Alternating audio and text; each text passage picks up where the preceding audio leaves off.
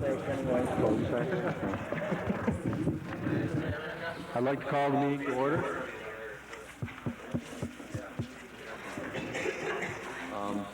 Jeff, would you lead us in the pledge, please? I pledge allegiance to the flag of the United States of America and to the republic for which it stands, one nation, under God, indivisible, with liberty and justice for all. Okay, Barbara, call the roll, please. Counselor Pierce? Here. Counselor Ridgway? Here. Councilwoman Smart? Here.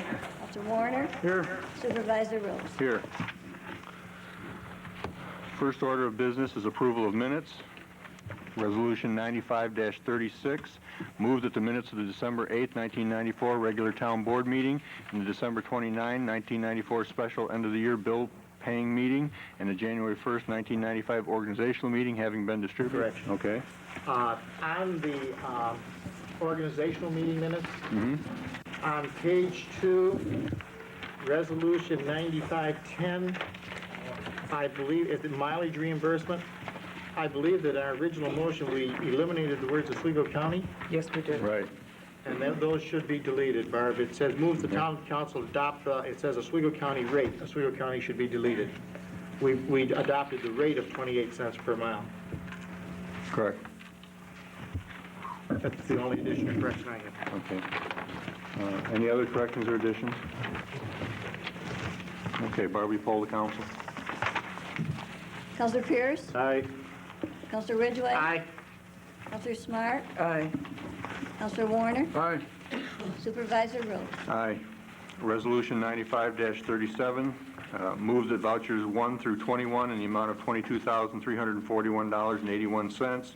General fund and vouchers 1 through 9 in the amount of $2,019.28. Highway fund, having been audited, be approved and the supervisor be authorized to pay from said accounts. Would someone like to move that? So moved. Here a I'll second? second it. Okay.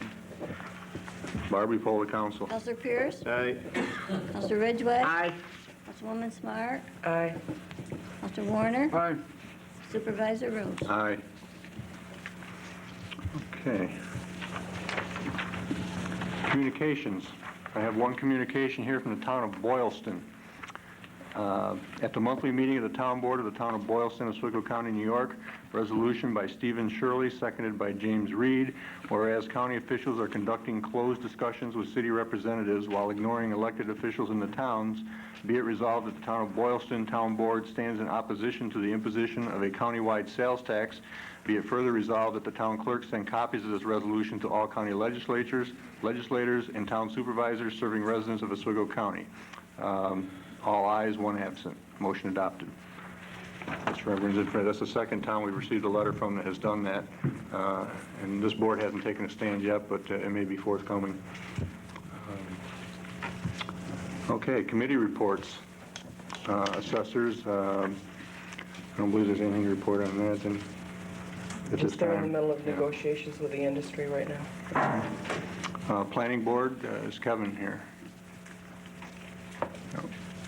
Did Kevin give you a report, Barb? No. No. Okay.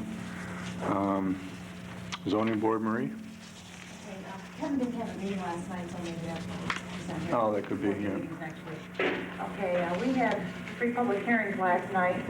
The first public hearing was a continuation of Mr. Tetro in regards to operating a restaurant out of his present establishment, old place located on Route 57.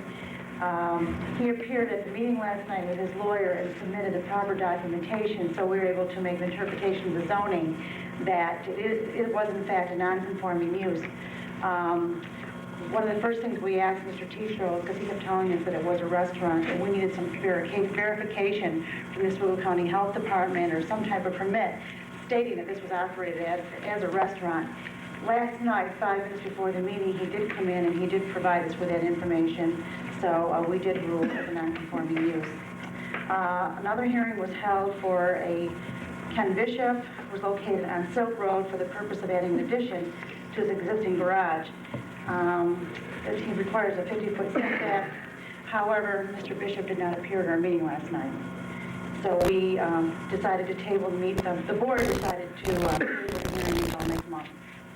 Another public hearing was held for Joey Baldwin on Silk Road for an interpretation of zoning for a commercial building constructed in agricultural zone. According to the section under home occupations, under Section A, number 1 of the zoning manual, Mr. Baldwin chose the building to fit the description as stated because he's only employing 2 employees at a time on premises. And according to our zoning, a home occupation doesn't have to be attached to the home. It can be a separate building. So it was unanimous that he'd be granted the use of home occupation ruling. However, it was also stated this would apply only to Mr. Baldwin, that if he sells the property, the home occupation status would no longer be in effect. A public hearing was also held for Lauren Knapp, scheduled for January 23rd at 7 p.m. Mr. Knapp has submitted an application for a special use permit for the construction of a 150-foot receiving tower located on Hawkins Road, some distance from his home, right in the back of his yard, but it's still on his own partial. So in order to accommodate Mr. Knapp, he asked for us to hold a special meeting, and so the board did agree that they could do it on January 23rd, and the notice has been filed. The only other thing that I want to bring to your attention, Howard, is the zoning board needs information on any applications submitted from the state DEC regarding mining. So I've been getting some calls from the county, and if you receive anything in your office, we have to have a copy of it. Then I have to apparently send it to the Circle County Planning Board. Okay, I did receive something. I forwarded to Cindy just today. Okay, thank you. Excuse me, Marie, did you say 150-foot tower? Yes. Because we were told it was 135. The 135, and then with the antenna, it comes up to 150. There's an antenna apparently located on the top of it. And he has to go for a special use permit to the zoning, and then he will be referred to the planning board for site plan approval. Okay, thank you, Marie. Recreation, did Sue give you anything? Okay, apparently she hasn't gotten her schedule made up yet for this year, so hopefully next month we'll be hearing from her. Dog control, Jerry? Over 60 calls, trainings or information on dogs, December and January. I picked up 6 dogs, 2 dogs were caught in the dog traps, 3 dogs were adopted out, 3 dogs were claimed by the rightful owner, 1 dog bite, no dogs at the kennel at this time, and 6 dogs were reported lost this month. One other thing is I picked up 1 puppy that's tied to a post alongside the road during the cold weather. It's 3 months old. I picked up 4 more puppies that are outside of the house. They did give me the puppies, and I found homes for them. There's no problem if people got puppies they can't get rid of. As a rule, I find homes for them if they contact us. And there are some dogs that get complaints about being left outdoors all during cold weather. The only one thing is, another thing is, I think to note, we adopted our dog 12/7/93. It has been a year now since we've had Shadow. We can't imagine without her. She's the best dog we could have and ask for. Thank you for saving her and letting us adopt her. The Woods is in Phoenix, New York. P.S. Here's her collar we offer. She's outgrown, and a bag of dog holes for your dogs at the kennel. Thank you, Jerry. Code enforcement, Cindy?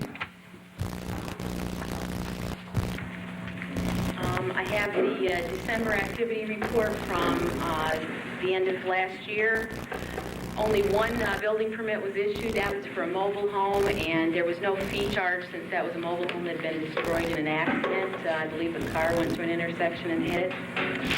5 certificates of occupancy were issued, 1 certificate of compliance for a stove, 1 certificate of compliance for septic, 22 construction inspections were done, and 6 complaint follow-ups. I also gave the town board members this evening a copy of the activity report for 1994 for code enforcement, and I'll sort of summarize that. We issued 160 building permits last year, and the fees collected were $19,030.59.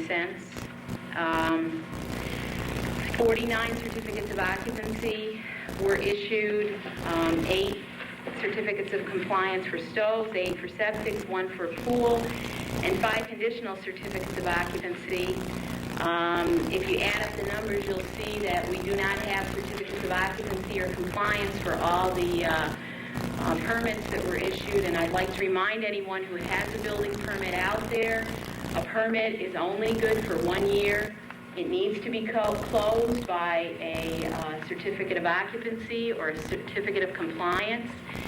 It is your responsibility as the person who received the building permit to contact the code enforcement office to do that.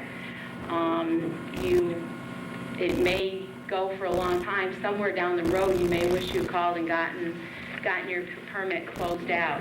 If you need to extend your permit, you also need to talk to the code enforcement officer. Local law provides for provisions to extend. Say you ran out of money, you had a problem. Some of the permits are open because they aren't finished yet. Some of them are open because the people that got the permits have not followed through and closed them. So that's something I would hope that people would take care of. 416 construction inspections were performed last year, 4 fire safety inspections, and 52 complaint follow-ups. The fire safety inspections, we need very badly to get those done. They are required by the state law, and I believe that I've talked to Dana Smith, the new assistant code enforcement officer, and our focus is going to be that he takes care of that alone, so that can be taken care of. He has lots of experience doing that. Most of his experience is not in issuing building permits or zoning. It is in fire safety inspections, so he will be handling that, and we're going to be setting up a timetable for that immediately. We're working on it right now, so hopefully we can get those fire safety inspections underway and maybe some of those completed before the warm weather comes and we start getting busier with building permits again. As far as the budget went for last year, I've included an analysis of our expenses and the allocations that were allowed last year. And the bottom line is that the town of Volney realized a profit from the code enforcement office of $5,949.58. And I believe the reality is that the town of Volney should break even. We need to accept that we need more time for our code enforcement people to do their jobs. Fire safety inspections would have been done if the time had been available. So if the code enforcement is working the way it's meant to, I believe the way the state mandated it, it's meant to be a self-supporting system, not one that costs the community, helps it protect itself, but does not put an exorbitant burden on the community. And I hope that we can look into that more, and all of us together can come up with a plan that will help all of us. That's my report. It has been fairly quiet in January. As Marie said, the Zoning Board of Appeals has some issues before it that I've been to, and right now we're just going to try to get together a plan for the year and present that to you at next month's meeting. Thank you. I see Kevin came in the room, but I understand you don't have a report because you haven't had a meeting yet this year, correct? Correct. Okay. The next meeting is next Tuesday. Okay. Thank you. Highway, Barb, do you have a report from Don? 18 days maintenance of machinery, 8 days cutting trees and brush, 3 days repairing signs, 9 days plowing and sanding, 3 days road repairs. The wages for December 1994, $23,014.34. Machine and road repair bills, $14,683.90. The total expenditures, $37,698.24. And that's submitted by Robert Kerfine, Highway Superintendent. Thank you, Barb. Historian Fern? Yes, we've been stirring up the people of the community the last film that we made, Memories of Oswego County, that highlighted the Hunter Arms. I've had several phone calls today about it. One about one of the pictures that Terry included as the program started, and was from a woman in Fulton that believes it was a wedding picture of her mother and father, and that she had never seen. She's never seen a wedding picture of theirs. So hopefully we will find the names that go to some of these negatives that Terry and I worked on, and it just pleased me a lot. And there was more people that suggested that another program be followed up with the employees. There was just one that was on the program last night, but there are several, some of them in their 70s, 80s, and almost 90, one that I know of, and they were quite interested and thought maybe this would make something of interest with a round table of them sharing their memories of working there. It seemed to stir up so much interest. I don't know what we'll do about that. I haven't spoken to Terry or John about that, but this was just from phone calls that I received today. And I'm hoping to have all the old law books out of the upstairs into cabinets in the conference room next to the historian's office. And I think this would be of interest to a lot of people, and they would be more than welcome to come in to the conference room and thumb through the books when I get them all in place. Great, thank you. Okay, next order of business is old business. Anyone on the board have any old business? I'll bring up one thing. I think the last meeting or the meeting before, someone asked a question about the roof shingles that are coming off again, and I did call them a month ago, and I finally got a hold of someone today. What they're telling me is that the problem is the fact that they're fiberglass shingles, which is one of the things that I mentioned back when we did have the roof done, that fiberglass shingles were not the best for this area, and that's what they told me today, that they wished we had gone with the asphalt shingle, but nevertheless, they said they would probably take care of this one this time, but in the future they couldn't guarantee the shingles because they're a fiberglass shingle, and they've had a lot of problems with them. So just to update everybody on that. Is there a paste that they could possibly put down under the tabs? They said that's what they did last time on the ones that came off, but I don't think they were prepared to do the whole roof with it. So we'll find out when they come and look at it. No other old business? Okay, we'll move on to resolutions and discussion. Our first resolution, 95-38, appointment of secretary to the planning and zoning. I'll move that Jody Marvin be appointed as secretary to the planning and zoning board, term to expire 12/31/95. I'll move it. I'll second it. Any discussion or comments from the board? I'm glad we got someone. Oh, so am I. We've tried. Finally, we have a person that seems to be quite knowledgeable, and I hope she does a good job. I hope she stays with us for a while. Yeah, that's the key right there. I hope she stays with I us. was at the zoning board meeting last night, and she seems to be doing an excellent job. Well, there's just nice antibodies and Any comments or questions from the public? Okay. Barb? I was going to say, you got to vote. Yeah. Barb, you poll the council? Counselor Pierce? Aye. Counselor Ridgway? Aye. Counselor Lensmeyer? Aye. Counselor Warner? Aye. Supervisor Rose? Aye.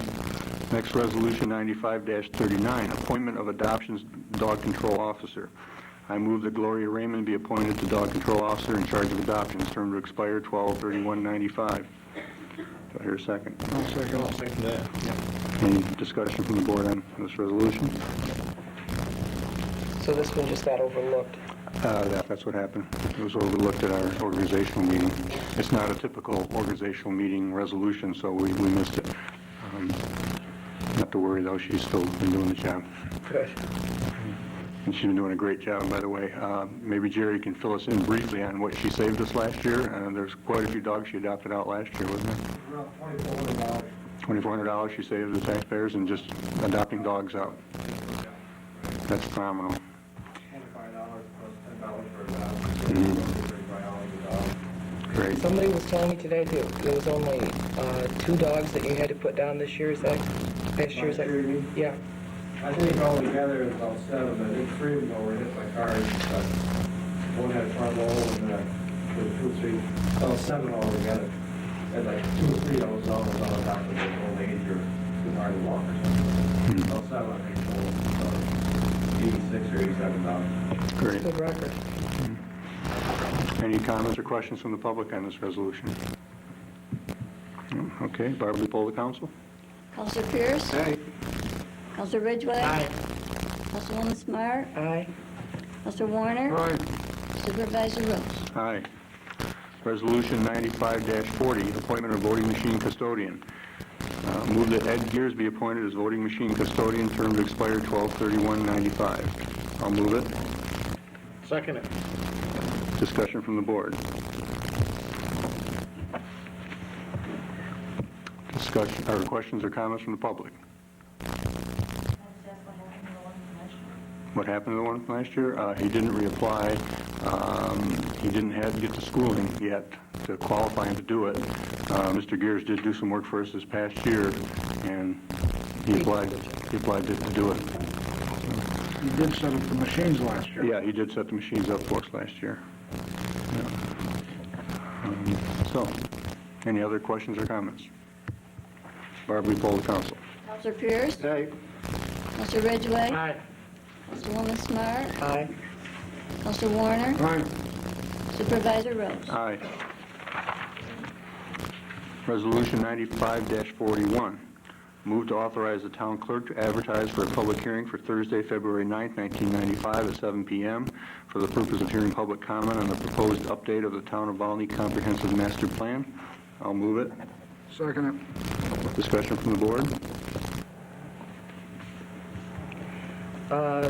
This is something that we need to do right now in order to apply for the grant for acquisition of the park down near Great Bear. This would not be a finishing of the process. It would be similar to what we are doing with zoning update, looking at some of the sections, passing the sections we agree, and then looking at it in greater depth at a further time.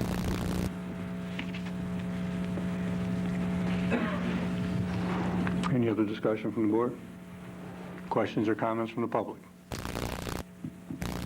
Barb, we poll the council. Counselor Pierce? Aye. Counselor Ridgway? Aye. Councilwoman Smart? Aye. Counselor Warner? Aye.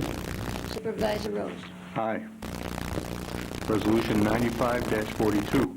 Move that the Volney Town Board hereby establishes the following fee for tower permits of $1 per foot of height pursuant to Resolution 94-81A and applicable to Section 5, subsection O of the Town Zoning Ordinance.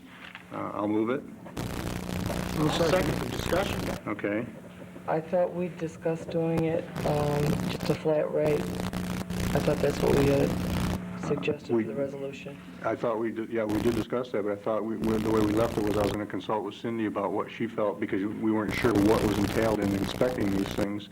And in our discussion, she thought maybe a price per foot because some of them are a couple hundred feet, some of them are only 50 feet, there's different heights. Do we want to charge the same amount for all towers, or do we want to charge accordingly to the height? It's the board's pleasure. That's what I thought we were going to do. Yeah, I think I made that suggestion last night of $1 a foot, and then I started thinking that it might become quite expensive. I was just looking, 75 cents a foot would be more in line. Let me see what that is, because we're talking about we were talking $100 to what, 130-foot tower, what we thought last night? 139, I think. 130, Well, yeah. it ends up, it's 150. 150 is what it ends up. What does that come out? That comes out 112.50. The 75 cents a foot is more in line with what we were talking last night. 75 cents a foot for that one would be 112.50. I think your FAA has final ruling on the height of any tower anyways, don't they? Oh, yeah, we have no jurisdiction over that, I don't believe, unless it's, over the height of our regulations, but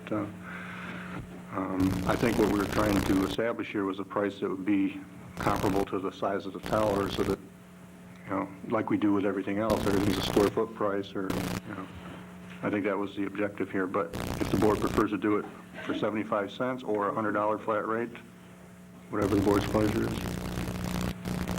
I like the idea of a cost per foot, because that gives us a variation. I just thought that $1 seemed rather high, and when we talked about it last night, that seemed high, and I didn't have...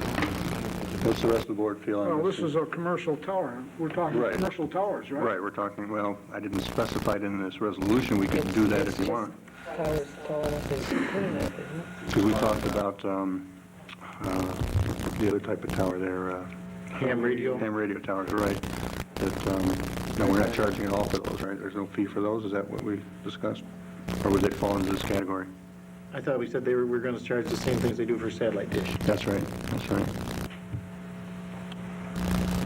So basically, the only thing you're getting into It's commercial towers versus... is commercial towers. Right. Yeah.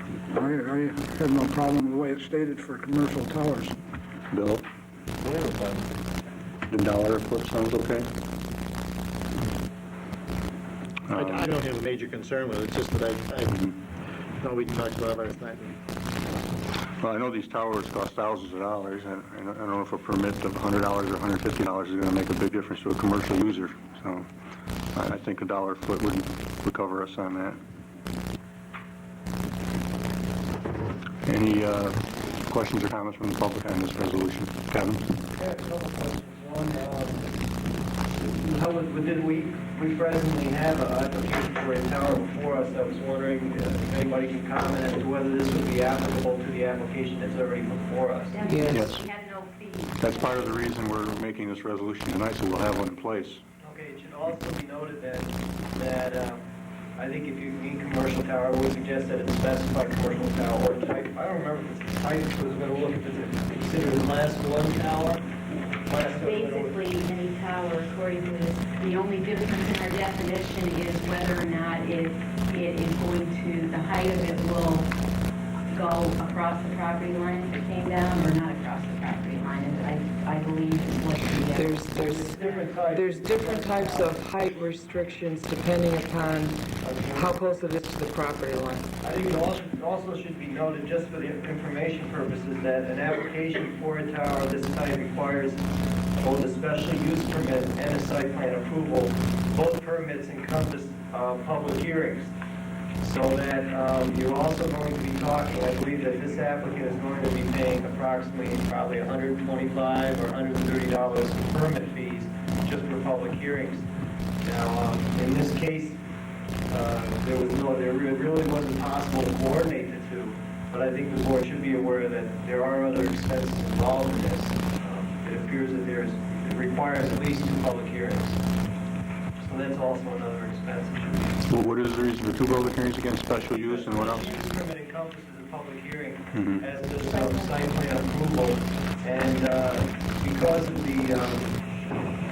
this applicant wanted it done in a certain fashion that didn't enable us to consider the possibility of combining the two.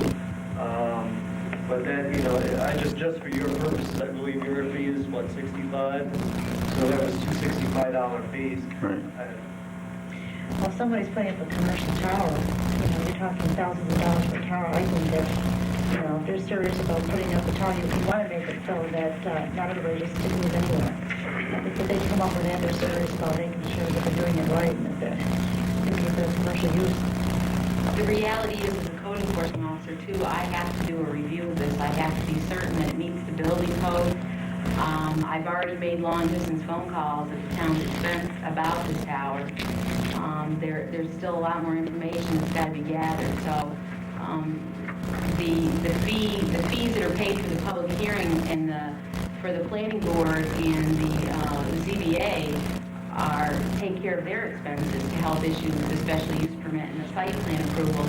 There's also a cost involved to the town, to the code enforcement officer, to ensure that it meets the building code and to provide for inspections as the tower's going up. So that's why I recommended $1 a foot. I think that based on the lineal feet is the way it should be charged, and that, that is at the discretion of the board. You're the ones that can set that fee.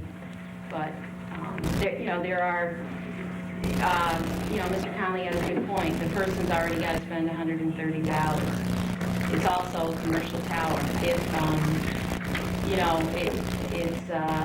And that's to be considered as well. It's the same thing with our building permit fee for commercial buildings. They're 20 cents a square foot, and individuals only pay 10 cents for a home or 8 cents for a storage building on their property. So,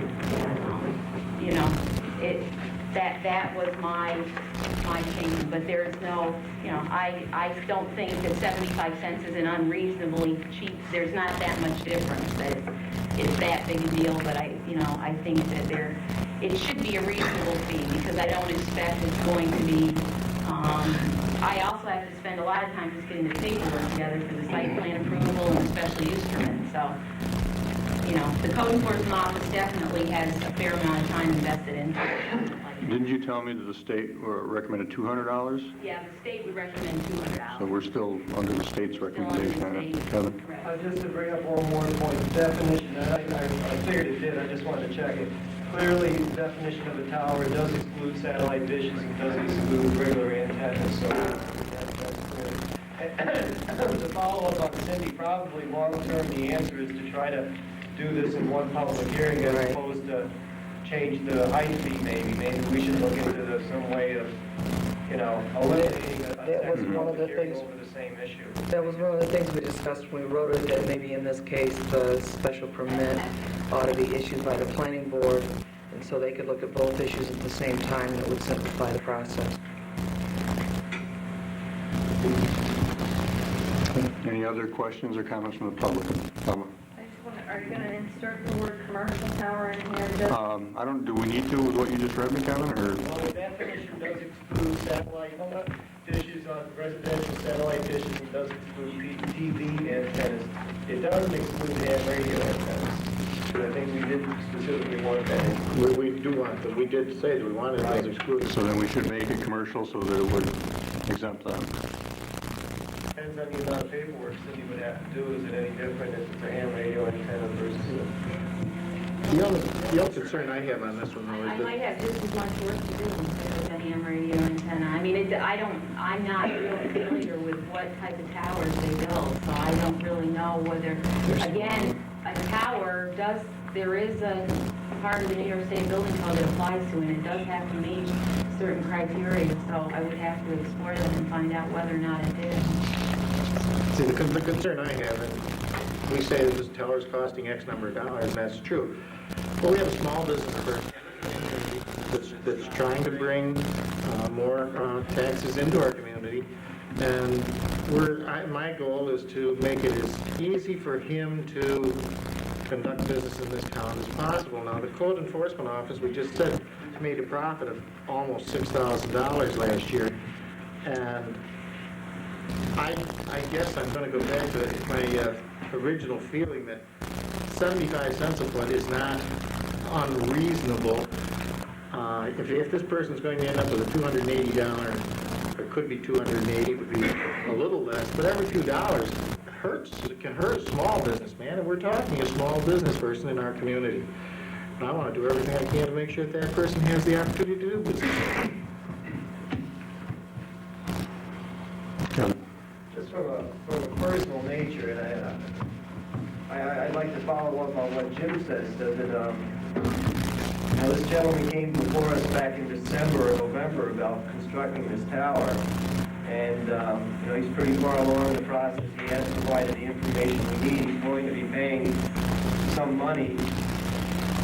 Is it right to include an already submitted application that's really, we get right down to the gentleman's been seeing us for 2 months in this resolution?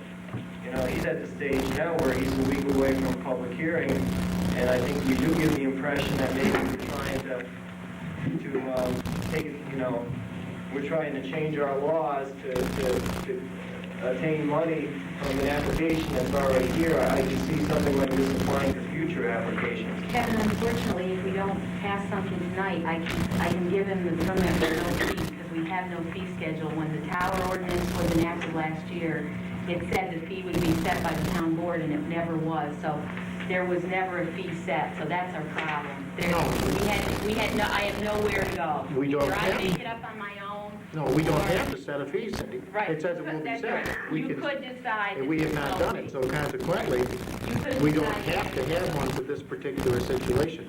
Right, you could decide that there's no fee whatsoever. I think that I would prefer that we did insert commercial in that resolution, because we were trying to make a point in the definition to exclude personal use type towers from some of the same scrutiny we were giving commercial towers. And I think if we put that right in the resolution, it will make it so there's less confusion in the future. Yeah, I agree. I don't have any problem. Does the rest of the board have a problem with that? Okay. As far as exempting from someone who's already in the process, Kevin, I don't really look at it the way you do, as far as, because we didn't act on it before. The main reason we didn't act on it before was, one, a time restraint, we weren't prepared, and now we have something before us that we do need to act on, and I don't think there's any reason why we should exempt anyone just because we didn't have a fee in place, because we still have to do the work and oversee the project, so, and the taxpayer shouldn't have to be burdened with that cost. Thelma? I guess my question would be, does Mr. Knapp know that this resolution is even before the board tonight, or? He's aware that there's a fee that may be imposed, yeah. He is aware of that. I don't think he knows what it's going to be, or we don't even know really right yet. When was the application submitted by Mr. Knapp? Because I just got the information last night at our zoning board. When was the application? He just put it in our mailbox like a week ago. The first time the zoning board has seen it. Was it submitted sooner? No, it was submitted near the end of December. Yeah, so it hasn't been I too long. believe he talked to Kevin before that, but he had not submitted. Yeah, he has applied. So I would say that that's only been the last couple of weeks. I don't think it's been 2 months that this application's been on file pending. Yeah, well, Cindy notified us as soon as she got the application for the permit that there was no fee that she could give him, so she came to the board and requested a fee. As a matter of fact, I brought it up at our last meeting, and we waited till now, because we could have done it at our organizational meeting, but we waited till now. So it's only been the last couple of weeks. Right. Well, I believe he started talking to Kevin a couple of months ago, though. But he didn't have an He didn't file an application. application.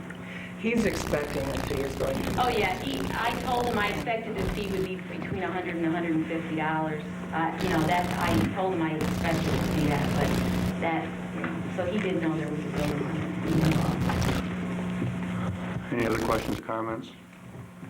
Okay, this is the motion we have on the floor, so we'll go with it. If it gets defeated, then we'll consider a lower amount if the board chooses. Are you considering adding the word commercial? Yes, the word commercial will be part of it. I'll read it again. Move that the Volney Town Board hereby establishes the following fee for commercial tower permits of $1 per foot of height pursuant to Resolution 94-A81A and applicable to Section 5, subsection 0 or O of the Town Zoning Ordinance. Barb, will you poll the council? Council Pierce? Aye. Council Ridgway? I'm going to vote no. I think it should be 75 cents. Councilwoman Smart?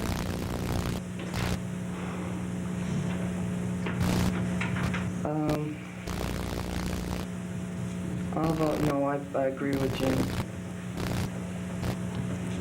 Councilor Warner? Aye. Supervisor Rose? Seeing this as a commercial venture, I don't have a problem going with $1 because I do think that, we need to establish different rates for commercial and residential. There's a profit being made from this, and I don't think it's a real problem for him to pay this fee. So I'm going to vote aye.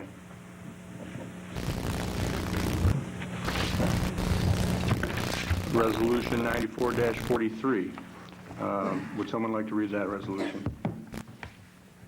I would move to authorize the supervisor to expend funds for 4 computers and necessary peripherals as budgeted for the town clerk, code enforcement, bookkeeper, and justices.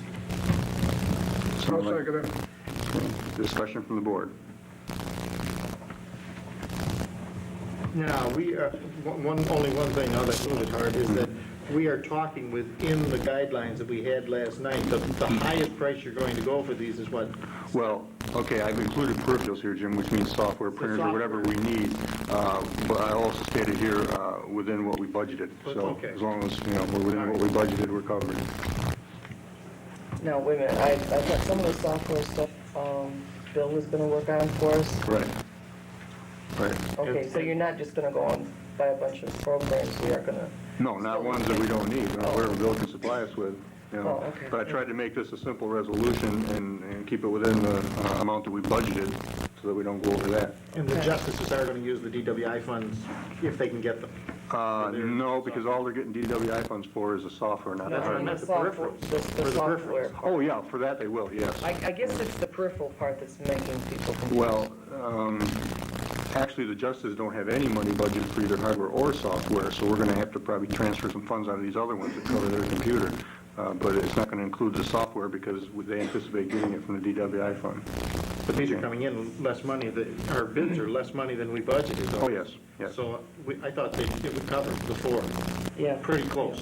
It will, but it isn't gonna be coming out of their account, see, because they don't have any money in their equipment account. So in other words, we're gonna be bound from someone else's account to do this. But we still have money budgeted for computers. We have almost 8,000 budgeted, and hopefully won't come anywhere near that, but we should still have money left for printers and whatnot.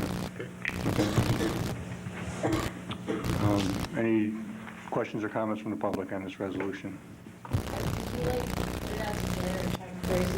We certainly did. I just was curious, usually you say when you do those. Yeah. Well, we don't have to because of the state bid. It's under the state bid amount, so we don't have to do that, but we did take the initiative to go out and get prices from several different computer places. And we haven't really awarded it to anybody yet. This is just an authorization to spend the money on. It's just when you're on different levels, on some levels of funding, you have to advertise it. On other levels, it's considered a quote, and you can just call up different companies that are in that line.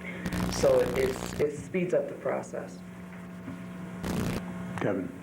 Just to mention, a recent edition of the town news magazine that we get had a large ad in it where a company that I guess it specializes in municipal hardware and software was advertising used and new equipment and software. And this was, this was 486 IBM PC equipment and attachments. I could look through before you make a final decision, just see if I can find which issue it was, but I remember it did look pretty attractive. Yeah, I've got the last two issues right in my office, so I could research that too. The town, Association of Towns books, they came out in big ad. Yeah, we did get some very good prices on 486, 66 megahertz machines, in the $1,500 range, so that's cheap. Software available that is, very adaptable to what the town is looking for. Okay, thank you. Why do we need four of them? We need one for code enforcement, we need one for town clerk, we need one for the justices, and we need one for bookkeeper, Are they all full-time positions? No, none of our positions are full-time. They're not all full-time positions, but it seems kind of stupid to have 4 computers when there's people using them sometimes and they're just going to sit idle the rest of the time. No, Nick, it wouldn't be, because if our bookkeeper's working on payroll and someone comes in and wants a dog license, we can't expect Barb to interrupt her and make her stop doing her payroll and then go to another program and, My question wasn't, you don't need more than one. My question was, why do you need 4? Well, because the justice clerk is working on her computer, we can't expect her to step aside either. They're all in here at the same time usually, so we can't very well, play musical chairs with the computers. It just doesn't make sense, and I wouldn't think that even ask them to do that. Just seems like a lot of time spent on a computer. I mean, if you get somebody that's going to spend computer time 8 hours a day, then I agree with you, okay? But nobody, unless you're working on a computer all day long, you're not going to spend a full 8 hours. That means you got time sitting on a computer that somebody else can be using. I mean, you've got 4 people here. You're going to tell me that they can't take given times and use the computer? Yes, I'm telling you that because if someone comes in and wants something, you can't expect someone to stop what they're doing and let someone else take over. That's not how it wouldn't be efficient. Our purpose is to be efficient with them. What do they do now? What do they do now? Well, they're not using computers. They're using logs and books and handwriting everything, and then they have to research everything and find things. A computer, as you well know, is much more efficient, and that's the purpose of doing this, is to make this town hall more efficient. Okay. Siri? Find the dog or something, buy out his license. Barb and I spend maybe a half hour or an hour on Susie trying to get out the dogs. Oh, it's going to make a big difference in how we operate here, no doubt. I mean, you're in the insurance business, you know what it means when 2 or 3 customers comes in and wants information. You can access on a computer just like that, and you can keep moving. And we'd like to do the same. We'd like to, join the 90s. Okay. None of these positions have computers now? No, the only one that has a computer right now is the assessor's office, and they had to do that for data collection. And you're getting into these for about $1,500 a unit? That's correct. That's very inexpensive for the town of Volney to venture out on. I spent $3,500 on the same machine a year ago, so that tells you how much of the savings we were getting now by just, maybe waiting until these prices come down. It may be $500 next year, I don't know, but I doubt it will go down that low. But I think this is a good choice, and the price is right. So, Charlie. Just as a point of reference, we have 7 terminals in our office alone. I have 3 in my small business, a one-man operation. I have 3 computers that I use. 4, I'm sorry, my wife corrected me, 4. Any other questions or comments? Okay. Barbie, poll the council. Counselor Pierce? Aye. Counselor Ridgway? Aye. Councilwoman Smart? Aye. Counselor Warner? Aye. Supervisor Rose? Aye. Any new business from the board? Howard, you're going to discuss this next month, right? The information you got from the county? Okay, well, let me just share it with everyone. We received a letter from Bruce Clark just 2 days ago, and I'll read it. Pursuant to the County of Oswego's legislative redistricting plan, part of your town is included within County Legislature District Number 10, and part is included in County Legislature District 11. Because of provisions in the New York State election law, the elections districts in your town must be reconfigured. According to election law, districts may not be partly within and partly without a town, village, city, ward, or county legislative district boundary if it exceeds 5,000 persons. Further, an election district may not have more than 950 registered voters if 1 voting machine is used, or more than 1,150 voters if 2 voting machines are used. Under Section 4-106 of the election law, a town may create, consolidate, or divide election districts only if it does so by February 15th of the year preceding the election. Your town must realign its election districts as a result of the county's legislative reapportionment. You must do so by town board resolution and file amended maps with the Board of Elections by February 15th of this year. If no action is taken by a town, the County Board of Elections will redraw the town's election districts after the February 15th deadline. To assist you and your board, enclosed is a proposed configuration of election districts in your town. I hope you find this memo helpful. Should you have any further questions, feel free to contact either my office or the Board of Elections. And what he included was a map that shows the lower section of the town of Volney, which was part of District 3, which is now District 4 as far as legislative districts goes. And what they did is left that boundary the way it was and divided that into 2 separate districts so that we have 4 distinct districts in our town. But what I was able to find out, my first concern was, do we have to put another polling place in and more voting machines? No, I know that. I'm explaining. But what we need to do is we can still have the polling place here for District 3 with the 2 machines and include District 4, but 1 machine will be for District 3 voters and the other machine will be for District 2 voters, but this will remain the polling place for both districts. District 3 and 4, not 2. Oh, I'm sorry, I misspoke. 3 and 4. Okay, so... And we got to have a division between the 2 districts as far as the curtains. We'll have to have the curtains. I called Paula prior, and she said as long as it's just totally set up with separate election inspectors and a separate machine, it doesn't matter if they can see each other. Possibly get by with a rope or something. Just enough of a division that it doesn't confuse people about where they are. Well, as far as this being enacted, I guess we're going to just send a letter to the county and accept their map. I don't see any other way of doing it really other than what they proposed, and I think the board agreed with that, correct? I mean, it's about the easiest. Yeah, or we can just make a simple resolution accepting it now and just have Barb forward it to them as a resolution. Well, we could do it as a resolution. Okay. Yeah, we can do it next month, right? So we might as well do it now and get it done, since we're talking about it. Why don't we make that resolution 94-44?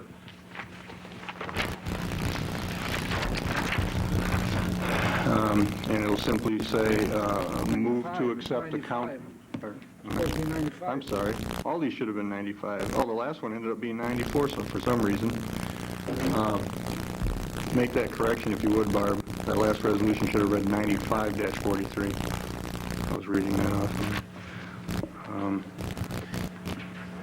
And this resolution will simply state that the Volney Town Board moves to accept the proposed boundaries for election District 3 and 4 to meet the requirements of the redistricting of the county. I'll move it. I'll second it. Any discussion from the public on this one? Any comments or questions? That's one thing I didn't get a chance to find out. Did you ask her that? Yes, you have to. So it will, with the exception of, we won't have to have a separate place, but each individual setup with the machine will be just like its own district, so it will need the normal number of election inspectors that there is at all the other polling places. Well, that's the price of lawsuits. I know it's not that easy to get election inspectors, so I'll put out a plea for Republican or Democratic election inspectors right now. Anyone that's interested, apply. Well, that's another good reason to talk about it this month, give both parties more chance to find people. I think you should say what it says. I think it's $6 an hour. $6 an hour. Yeah, $6 an hour for the day, and it's usually a long day. What is it, about It starts at 16 hours? For the general election, it starts at about 5:30 and ends when 9 we get the o'clock. books done. Oh, Well, okay, yeah, 10 after o'clock, 9, 10, 11 o'clock Maybe sometimes. some hours so after You should the also say, just for the public's notice, that they don't have to live in the town of Volney, they just have to be a registered voter, either Democrat or Republican. Oh, I wasn't, oh, okay, I guess I was aware of that. If you didn't hear that, you don't have to be a resident of the town of Volney to be an election inspector in the town of Volney. You just have to be a registered Republican or Democrat. Pardon me? It doesn't have anything to do. No, it has nothing to do with voting. No, I don't mean here. I mean, like, is there something going on where they live? They're going to be excused to vote. Well, you can send an absentee ballot in because you're going to be expecting for someone else, I I'm suppose. just thinking if they're like here all day and they even live here, then maybe they're supposed to. Yeah, that's a good point. The other thing, it was tough to put this in the budget for extra election inspectors because we got the letter January 10th. Right. So our budget was over with, so we couldn't put the extra money in. Yeah, if we'd known a couple months ago, we could have appropriated money for that, but we're going to borrow from Peter again, I guess. Where are we? We'll poll the council. Counselor Pierce? Aye. Counselor Ridgway? Aye. Councilwoman Smart? Aye. Counselor Warner? Aye. Supervisor Lewis? Aye. I'm going to back up to Resolution 95-42 because I failed to mention something about that resolution. In it, it says pursuant to Resolution 94-81A. So the reason that is 81A is because the resolution that we made removing the fees from our zoning, we forgot to put a number attached to it, like we normally do when we make resolutions, so it was missed. So in order to accommodate it and include it in this, we've given it a number in a letter, 81A, which it was between 81 and 82. So let the record show that, Barb, so that in the future we'll be able to find that resolution. Okay, new business. Did anyone have any new business? Any other new business? Okay, I just want to make one announcement. I was asked, the supervisor, to make an appointment to the Neighborhood-Based Alliance, and my appointment for that position is Alan Kestner. I think Alan will serve us well in that capacity. I'd like to congratulate him on that. Okay, are there any petitions? Petitions? Yep. Petitioning the town of Volney for a zone change on street property. Okay. One is owned by Eagle Beverage, which I have a purchase offer in on. Could I have you state your name for the record first, please? My name is Penny Eason. And the other piece of property is owned by Jack Hammond. He couldn't make it tonight. I have a signed and witness paper documenting it. So do you want me to show this to you? Yes, please. And do you need a paper from the Eagle Beverage representative, or do you just need him to stand up and say, yes, I do want to change my zoning? I prefer it in writing if we could.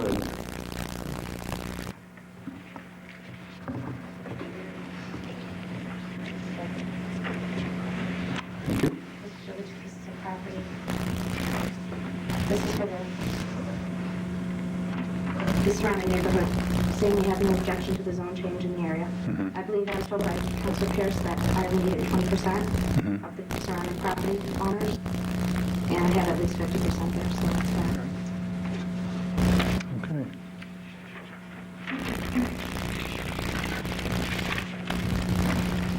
Could the applicant say what they would like their property zoned from? I'll read it to you. Request for zone change. We would like our present residential R1 zoning on the property located on the southeast corner of the intersection at State Route 41 and County Route 45 in the town of Volney, state of New York, tax number 184.00-01-31.000, change to commercial B1.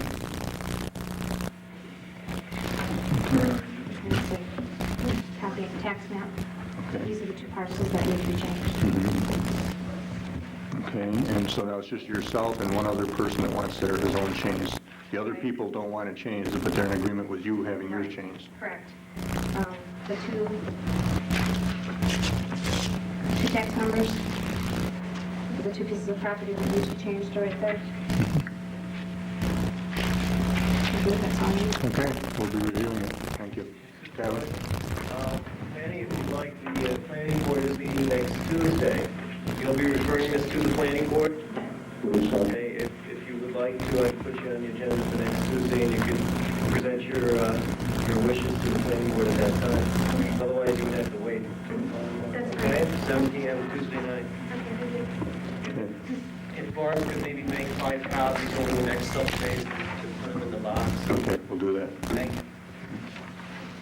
Any other petitions? Okay, I'm going to open the floor for public comment now.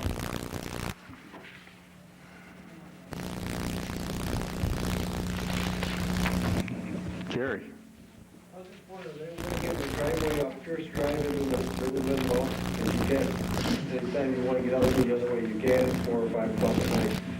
What is that question again? A back road is Pierce Drive into the mall. Into the mall? One where the gates, I noticed the gate's been open lately, though. No? they drive around. Oh, is that what it is? They're making a new road, huh? They actually plow around. You can't, Yeah, see, plow around. They need to be cited, and we need to deal with it, definitely. Kevin and I discussed this. Everyone is using the entrance as though it were there. It is not legally allowed. The planning board said it would only be an emergency exit. And I believe it might be a good idea to have an entrance back there, but it needs to be planned and designed properly. You shouldn't be driving around the emergency gate. Somebody's keeping it plowed around the gate, literally? And I've seen many people use it. It's something that I need to sit down and send a letter to Wide Waters about, and we need to make them come to the planning board and talk to them about changing that. I discussed this with Kevin. by 6 o'clock, you can't make a left turn. Yeah, it's a very difficult, it's a very dangerous intersection at any time of the day, but at certain times of the day, you shouldn't even try it. Okay. So you'll take care of that, you and Kevin? Well, we'll try. I've already sent a letter, I sent a letter to Wide Waters, I sent a letter to Wide Waters about a month ago. We had an applicant before us who wanted to locate a business in the out part. We thought as part of the review, we could get Wide Waters in and try to take care of that situation as well. When the plaza was in the planning stages, there was a lot of opposition to consideration of opening up that back entrance because there were concerns that it would change a lot of residential traffic patterns. I think as it turned out, most people feel they would prefer to have that option available, particularly when you have a lot of snow. One of the lanes is almost covered with snowbanks, and that's causing another whole set of problems. Unfortunately, we didn't receive any response from Wide Waters.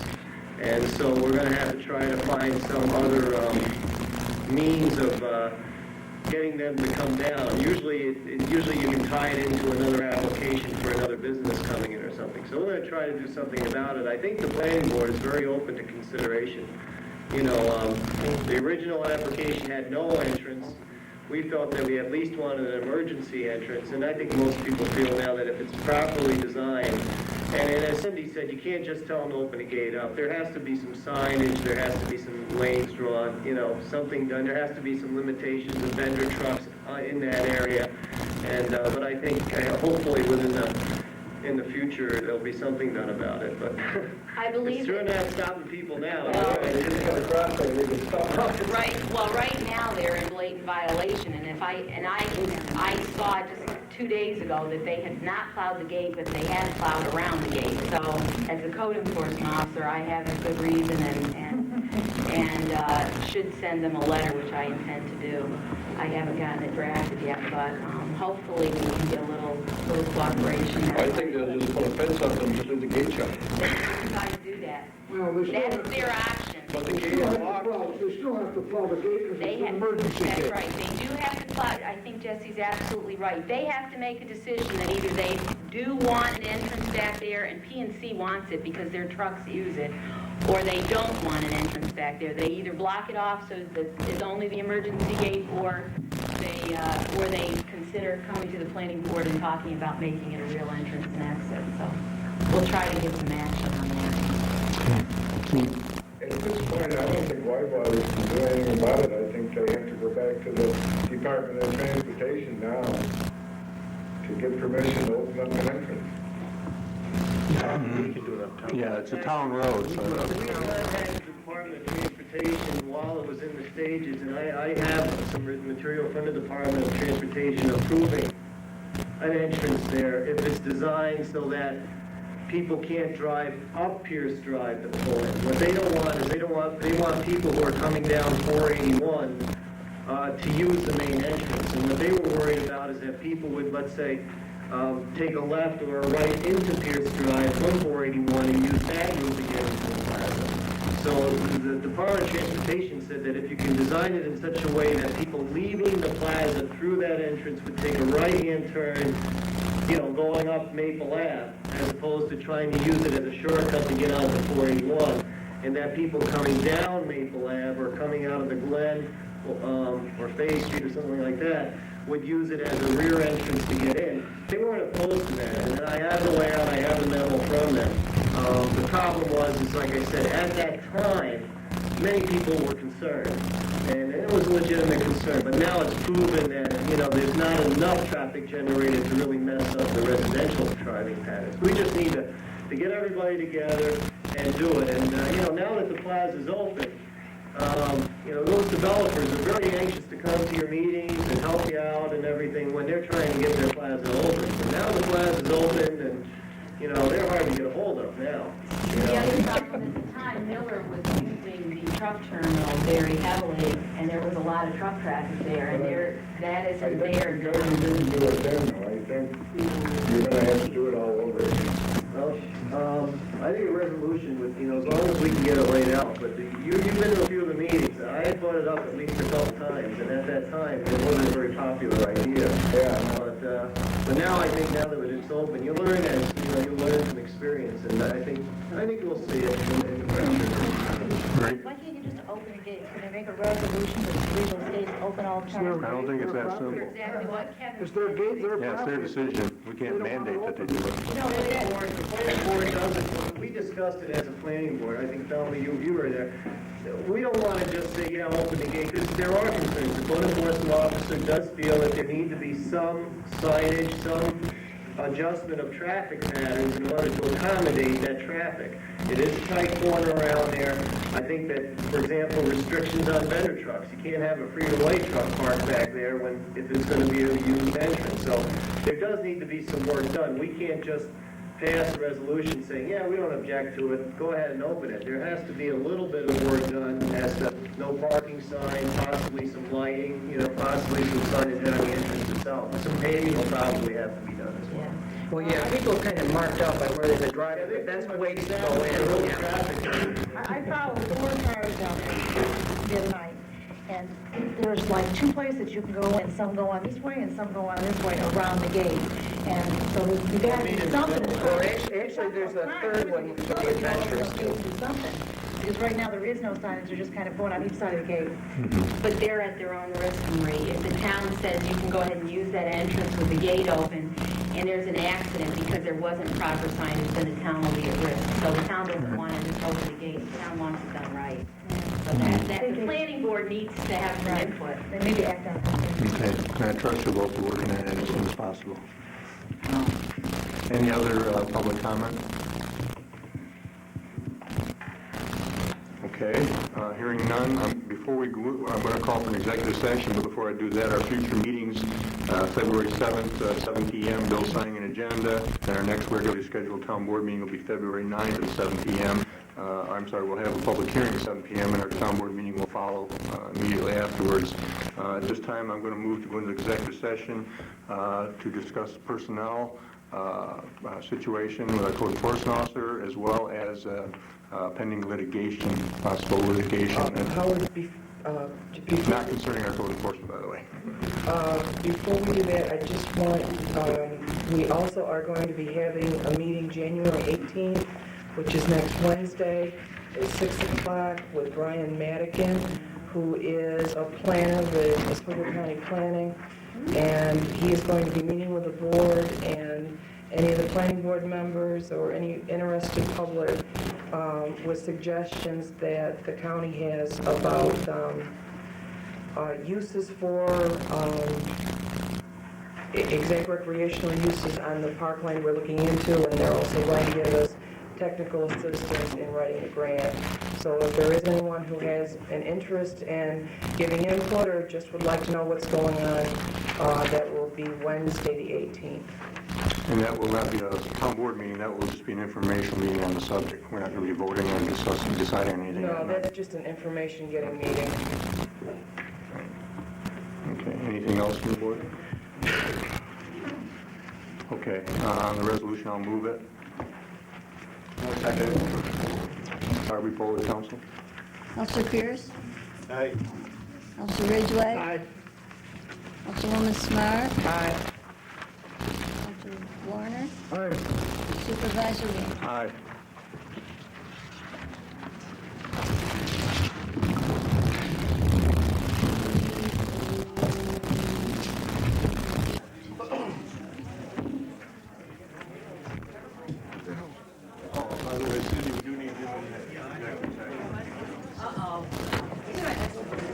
Yeah, you did.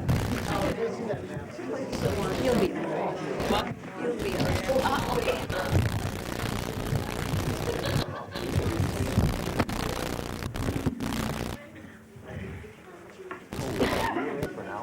Yeah. Sure, Howard. Supposed to be a short meeting. Sure. 10 minutes. Where's our clerk? Barb? Barbara, she's there. Sorry.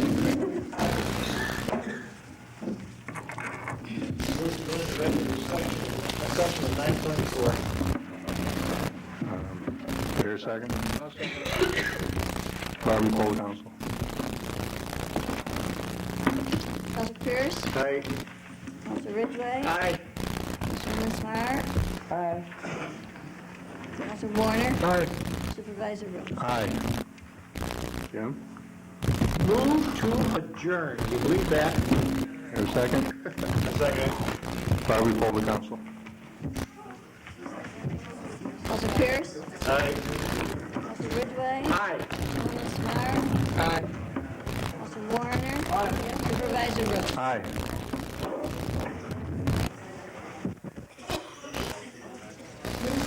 You know, I didn't hear